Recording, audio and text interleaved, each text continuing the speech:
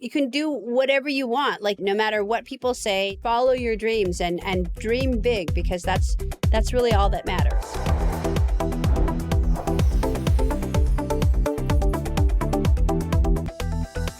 Hello, everyone, and welcome to Beyond the Glam. I'm your host, Rasha Goel. Every week, it has been so exciting to be bringing you the stories and journeys of your favorite celebrities and what happens behind the cameras. We've been diving into how working in an industry that so many are passionate about truly impacts who they are. And today, I could not be thrilled because I have a guest that I have just admired for so many years. She is a comedian, actor, musician, advocate, entrepreneur, 5-time Grammy and Emmy nominee, Margaret Cho. She fearlessly tackles social and political issues, particularly those related to race, sexuality, and bullying. She started her stand-up career at the age of 14. Later, Arsenio Hall introduced her to late-night audiences. Bob Hope put her on primetime special. And overnight, Margaret Cho became a household name. Some of her many credits include the ABC sitcom All-American Girl in the 90s, to her first one-woman show and book, I'm the One That I Want, to the film Fire Island, and the recent documentary Outstanding, A Comedy Revolution. But I have to say her talents just don't stop there. She's also an author. She's delved into the realms of fashion and music and also created her own clothing line. My God, you do it all, Margaret. And she's been recognized for her outstanding humanitarian efforts on behalf of women, Asian Americans, and the LGBTQ community. Thank you for joining us today on Beyond the Glam, Margaret. Thank you. Thank you so much. It's such a pleasure. I want to jump into, when I look back at your 40-plus year career, the thing that always comes to my mind is your tenacity and the diverse range of talents that you've had.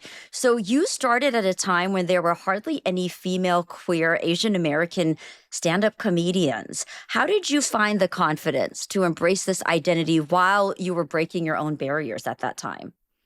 Well, there were none. There were no Asian comedians. There were very few women. There were no queer comedians. I mean, there were queer comedians, but they were relegated to queer clubs, drag bars, that whole thing. And I was able to play around with all of that. But I think what is so interesting about that is that I can't see myself. So I kind of didn't know that I was Asian. I mean, I did, of course, but I didn't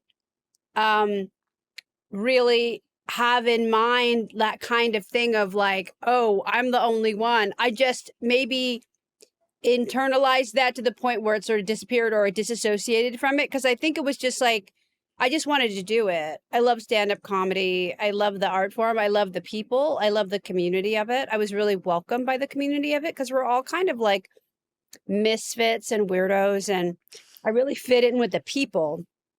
And I couldn't see myself. So I was like, not entirely aware of it. It was only more of a shock when I went into television.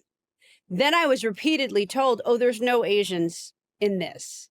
There's no way you can possibly do anything. And I was told by managers and agents that I was meeting with when I first arrived in Los Angeles that you're never going to do anything. This one guy in particular was a big agent who I got a meeting with, and he was really encouraging me to drop out because he was like, you can't be successful. There's no way that Asian American can be successful in this industry. And Wow. A few years later, he was actually representing one of the co-stars on my TV show. And he would always avoid me at the craft service. But I mean, that was the environment. But in comedy, your differences made you more desirable. Like the uniqueness of your being was actually great on a comedy stage. So it actually helped me. Did you always know that's what you wanted to do? Yes, I always wanted to be a comedian. I mean, also an actor. Always wanted to be an actor. But if I were to choose, I guess it would be stand-up comedy. I mean, the stand-up comedy is the thing that I still engage with daily. I do a show once a day. I mean, that's just the nature of my life. Wow. And if not more than one, usually one. So over my lifetime, it's like just been the one constant. you know, and I've never had any relationship with anything like that, and not with a person, not with a lifestyle, not with activity, except for stand-up comedy. That's so interesting. I love how passionate you are about it. You know, one thing though that caught my eye too while you were talking right there, and I've also heard you talk about is invisibility. And I'd heard you say this, and it really stuck with me because I think there's that sense of invisibility that I have also felt on my own journey. You said when invisibility is a part of your identity, it's self-defeating. Yeah. It's through visibility that I'm contributing. I'd love for you to talk a little bit about that, how that adversity contributed to showcasing who you are. Well, I think it's like that. I found invisibility such a hard thing to tackle because how do you even begin to approach it as a subject to talk about, especially with like white people? Like they have no Yeah. idea what it feels like to be invisible. Like that concept does not exist for them. So you have to actually build it out. You have to explain so much about identity to people in the mainstream. So that I think is one of the places where I did get a lot of creativity, that I did figure out like, oh, there's a way to do this with a humor and a way to do it with insight and some form of wisdom. So it just sort of helped me create that, I think. Do you think that Asian Americans are still invisible? Is that something we're still fighting for? Or do you, I mean, I obviously know it's definitely changed, but Yes, what are your thoughts when you look at that? it's great. It's much better. It's much better. I mean, it's like finally there is a place at the table.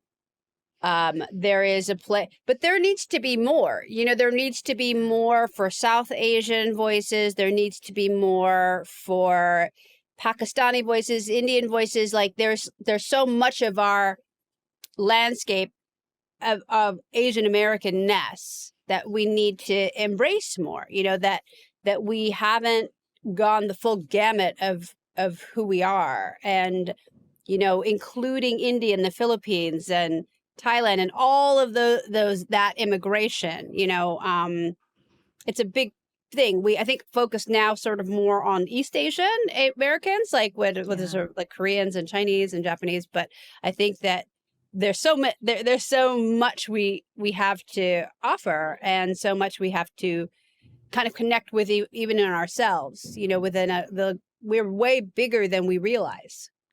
Well, I think our diaspora is so large. That's the thing, right? When you say Asian American, it just doesn't include one group. We are so spread out. Yeah. And I mean, I, I'm sure you may have dealt this or may have not dealt with this, but I think sometimes too, I know being Indian, being South Asian, this industry was not something that we were encouraged to go into. I Right. mean, even till this day, you know, my dad was like, "Could you go find a real job? You know, what are you doing?" So I think breaking even that barrier has been such a big thing. It's such a big thing to break out of the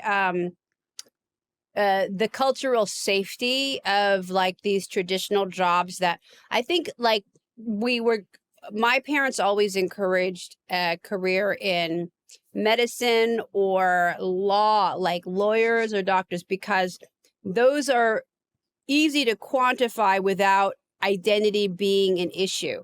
You know, when somebody is objectively a good doctor, there's no like colorism involved. There's no like shape of the eye involved when you're like a good doc. If you're like a good True. lawyer, there's no like wondering if you have a smelly refrigerator. Like, you know what I mean? Like it's a very like objective career to go into. That's why when you're not judged by your face, but you're judged really objectively by the quantitative value of your work. And so the arts is something that we heavily engage in identity to quantify the value.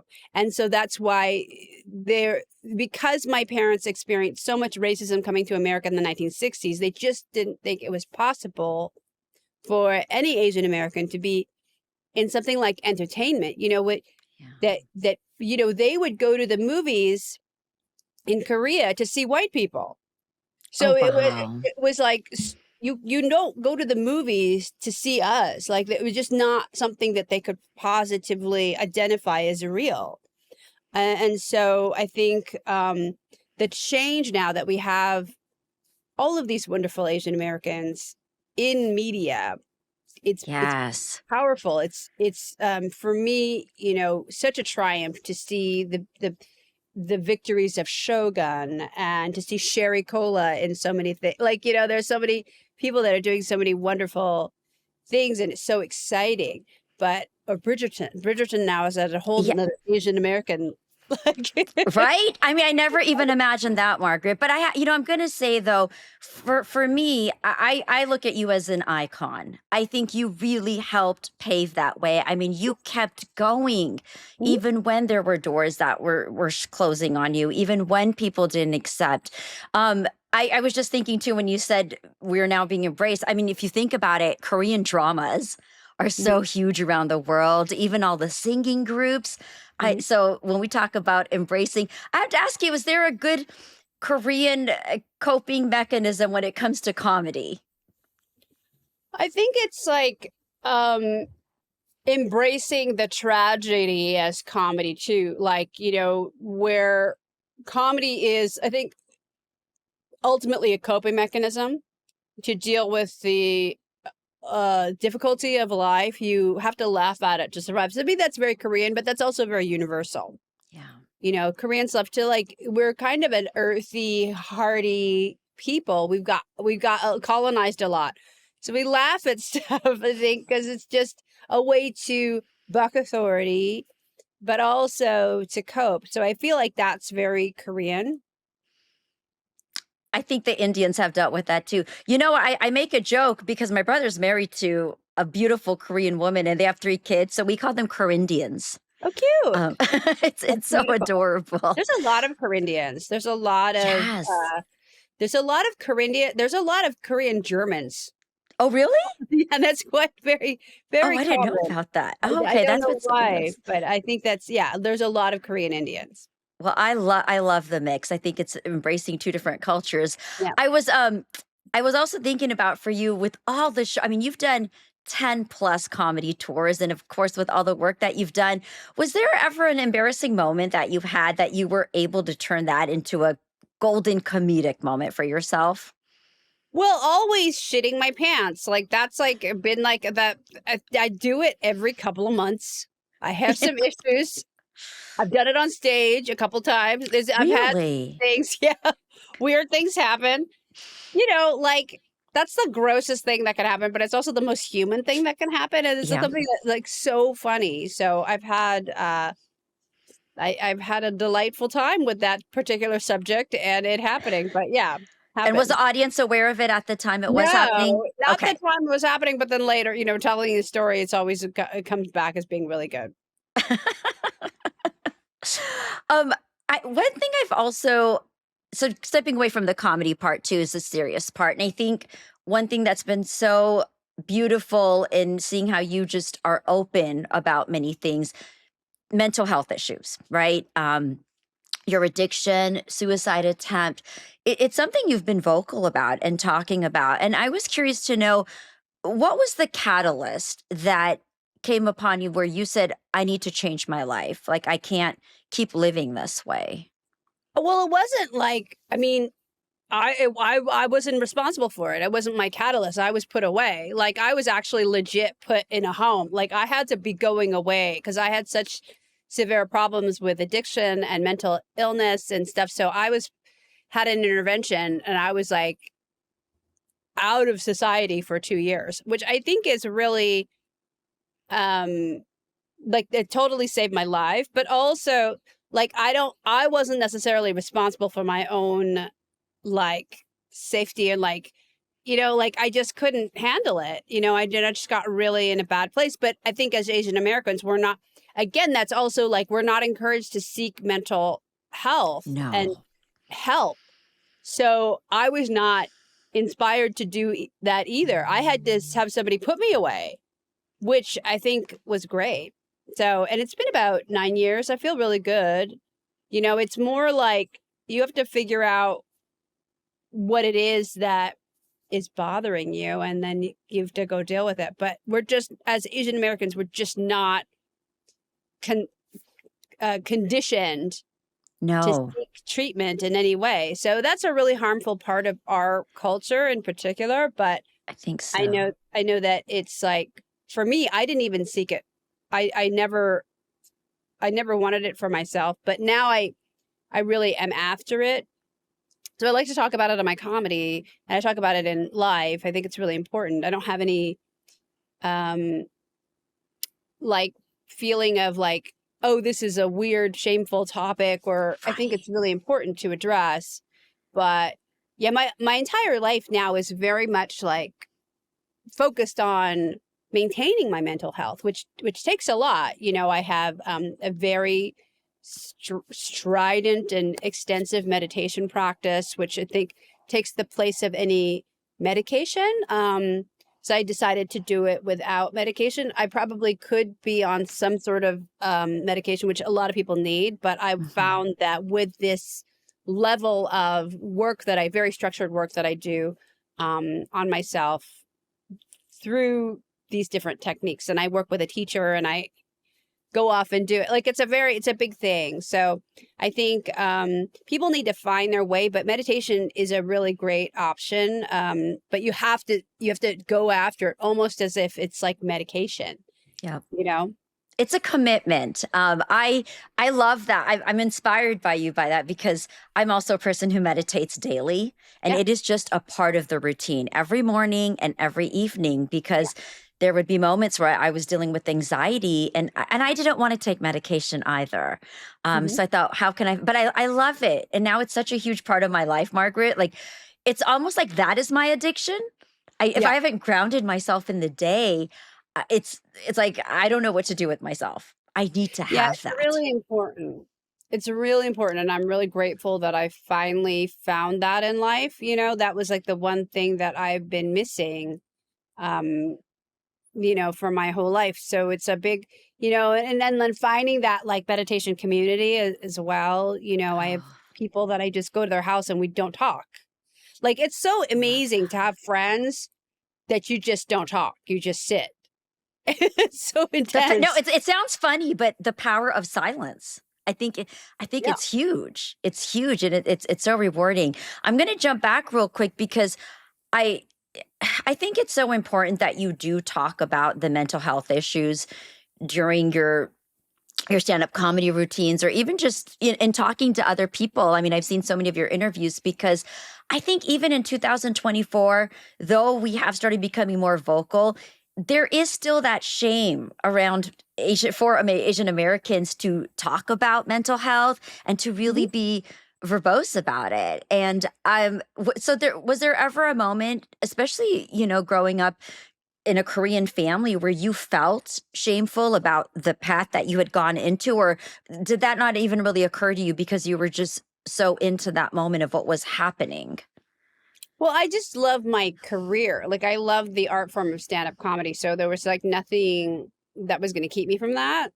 And so it really kind of um didn't matter, you know, and I'd always been sort of an outsider anyway, so it really didn't matter. And then um I was successful very early on. You know, I was successful as a teenager and a young adult, very visibly so, maybe even more so than now. You know, I was on television and everything at a time when television was very limited and there were no Asian American faces. So I had this thing where my parents could say, "Oh, look, my kid's on TV." Like that was really all that I had to do, was to sort of prove that I could do this. So there was no being an outcast. And then now, like talking about things like mental health or all of these issues that I bring up as a comedian, nobody can say anything. It's also now I'm an No. elder. That's a big part of it. It's like there is such a reverence for age in Asian American culture as well, which is really beautiful. And Yeah. I'm so grateful for that. So nobody says anything to me now about anything like that. Well, I think there's a matter of certain respect too, right? Like we have seen you go through so much and persevere. Do you think what would you say is one thing now especially that you wouldn't compromise for the price of fame? Well, peace of mind. You know, I think it's really, And then also fame is an illusion. You like there's nothing really to it. It's weird because I've also been friends with people who became very, very famous and then suddenly they were not. And it's so strange, like their lives sort of collapsed around this idea of who they thought they were. And it's really interesting. Like I think so many people come into the entertainment industry or media in general, searching for this idea that this fame or this adulation will somehow make them complete. But it's not exactly that. There's not quite a a place for that. I mean, I've never reached the sort of catastrophic or like levels of fame where people have sort of like become almost like a pariah. You know, I've never had that feeling of sort of being canceled. I've never had that feeling of being like a, you know, huge movie star where you can't even leave your house. But I've been around people like that. And I think it's quite torturous too, because they can't do anything without being observed. And sometimes we need this moment where we're actually unobserved, where we're actually just ourselves alone without being seen. And there's something really refreshing about that and rejuvenating. But I think, yeah, it's so weird. But fame is like kind of a weird, I've only experienced it in small doses over a long period of time. And so in a way, I'm sort of inoculated. Like I've kind of like, I don't know, gradually, it's almost like allergy therapy, or like, you know, where you get like a little bit of the thing that you're allergic to over and over, you know, so over 40 years, I've had like tiny bits of it over and over. And I feel like, oh, I can see it's like palatable. And of course, I love to make people laugh. And I think financially it's very rewarding, but I've never achieved the levels that people sort of think, but I know that I've approached it. And I think, oh, it's actually not what you think it is. No. And I think the identity, I mean, when I first started out too, I think, like you said, over the years, you just learn. And it's so important not to identify with this. Like, this industry doesn't define who I am, Mhm. right? I am more than that. But I think, especially when you come in at a young age, you're right. Like, you're seeking all that to complete you. And I've had to learn the same thing over the years that, well, who am I if I'm not a host or a journalist and interviewing cool people? You know, like, I'm definitely more than that. Right. And we're all really much more than that. But it's just like when we're sort of using identity to kind of um, sell ourselves as a product, you know, then it's a strange place to be in, because it's like, who am I outside of this sort of brand, you know? And for a lot of people in this industry, the brand is all it is. And I think Yeah. that's a mistake. You know, there's so much more. So true. There definitely is more. When we speak of identity too, I'm curious to know, with all the different projects that you've done, was there ever a moment that you had to step out of your comfort zone, or was that a constant thing? I think it's constant. I mean, you always have to challenge what you do. Like I'm always trying to do more, trying to reach out more, trying to figure out like artistically what I want. You know, I have a music album coming out in February of next year, and I've been working like it's something that I've worked on for the last 11 years. So it's like songs that I've been Wow. like recording, and you know, it's really stretching out my vocal range. It's also um really challenging my musicianship. I mean, I think like that is a real challenge. Also, it's like a challenge to get up and go on stage every night as a comedian, like because you're always like battling these ideas and like battling, especially right now during the very close election, you know, and I talk a lot about that, and meeting up with people who have opposing views. Hmm. It's very strange. Like to do a show for like kind of a mainly Trump audience, that's a very Yeah, weird. how has that been for you, or what's the response been? Good. I mean, it's good. Like you go, because I'm really I'm been working for Kamala ever since she started this. I mean, I was like into her in 2020. Like I would have loved for her to be president in 2020. I know. But you know, I've been really there, and there's people are really excited about Kamala. But then you go to sort of like a Trump kind of focused audience, and they're like, no. You know what's worse is a Jill Stein audience. Oh God. I've done that a bunch of times. Oh And my I'm gosh. How did that go? because I'm also I'm very leftist. I'm very progressive. I'm very much like in like doing stuff for city government here in LA Oh. and benefits for people. Like Isabel Dorado, who is running for a seat in CD14, which Mhm. is, my neighborhood basically. And then to do those audiences, they're so like, to them, Democrats are the bad guys. Yeah, like they don't see a difference between Trump and the Harris Walz campaign. They don't. No. Like, which I think is like, there is a big difference. Yeah, of course. The difference is internment camps. Let's talk about it. Like, Oh that's my gosh. I read about that the other day and I thought, wait, how is this term just being even thrown around yeah, right like now? a possibility, like a selling point. Like Donald Trump's campaign is selling fascism wholesale to people who want it, who want to buy it. They want to buy it so much, because they want to blame immigrants for what's happening. But then the other side is, and I have very strong political views about everything, but Mhm. I'm going to say, like, I'm going to really, try to make people understand you have to vote for Kamala. You have to make this you have to make this whatever exception, make that choice. But it's so weird. But the other side is very strident against it. The people who are saying we don't want just two parties. I don't either. Right. But it's Right. not going to change with this election. No, I think we truly are very divided right now. I mean, I don't even think that's a term we can throw out lightly.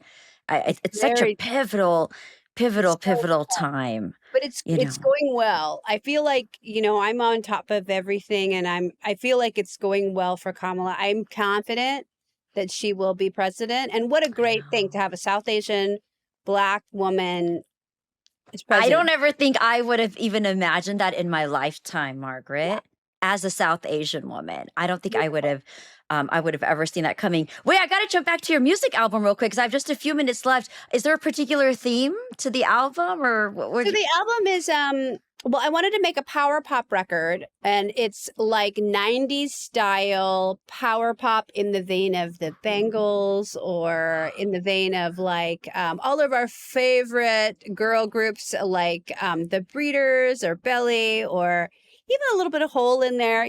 Those are all friends of mine and people who I really wanted to make music like. And so it's, for me, it's a power pop record, but there's a lot of songs. I wrote a song for Robin Williams that I would play out on the street after he died. I had an outreach for the unhoused called Be Robin, which Robin Williams did a lot of work for the homeless. And so after his death in San Francisco, I would go to homeless encampments and we would play music. We would steal electricity and play music out in the street. So this is one of the songs from that. It's about him. It's called Funny oh, Man. And so there's all these songs that I had written and hadn't had a place for, and finally got to put this record together. So it's happening in February on Valentine's Day.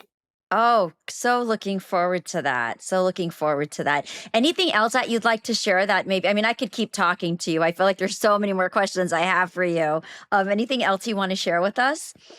Well, I'm excited to do more acting, and I have something happening tomorrow. I don't know when this comes out, but I'm on the new Ryan Murphy show, Dr. Odyssey, which is really Oh, fun.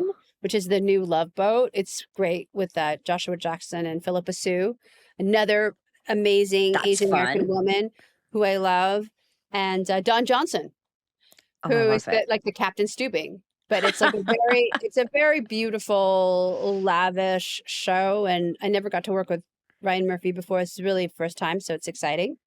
Love But I it. really love it. So I did that with Amy Sedaris and Kate Berlant. So that's out tomorrow, which is Thursday. That's exciting. Congratulations on that. I'm going to keep my eye out for that. And I want to ask you, with so many people that look up to you as well too, but what would you want your legacy to be, Margaret? I think it's just like that you can do whatever you want. Like you have to really just trust your instinct and really just do it, no matter what people say, no matter what society says. To trust your heart and to follow your dreams and dream big, because that's really all that matters. Well, I think you've helped a lot of people dream big. So thank you for that. Where can people find you if they want to learn more about some of your upcoming projects or just things that you've been up to? Oh, yes. People can go to margaretcho.com, which is my website that has all my stand-up comedy dates. And then I have my Instagram, which is Margaret_Cho, and my TikTok, which is the Margaret Cho. Awesome. And you have a couple of shows coming up too, I think, right? The remainder of this year? Yes, I'm touring. I'm going to be in Springfield, Missouri, not where they're eating the cats and dogs. They're not eating them anywhere. No. It's also in Springfield, and then I'll be in Dallas and San Diego, and I'm all over. I'm always all over. So check it out. And I know I keep saying I'm going to end here. Could you state and complete the sentence, the real me is? The real me always has a dog right here. Oh, yes. I was going to ask you about her. So cute. My girl. She's always on my stomach. I always have a dog or a cat on my stomach. She is so adorable. And remind me of her name again, please. Lucia Caterina. Now, does Lucia get to go on some of your shoots with you, or does she have to stay home? Oh, no, I love that. She goes everywhere, every single place that I go. She's in my arms. Well, thank you so much. She's adorable. Margaret Cho, thank you so much for being on Beyond the Glam and chatting with me today. We've chatted before, but I just really, really enjoyed this opportunity of getting to talk to you and delve more into, what life has been like and what you're creating now. So thank you once again for joining us and being here on the show with me. Thank you. Truly a pleasure. And for all of my viewers and listeners, thank you all for joining Beyond the Glam. I'm your host, Rasha Goel. Do not forget to follow, subscribe, and share. You also know where to follow Margaret. So make sure that you connect with us and keep, living a good life and inspiring yourself. Thank you for joining us.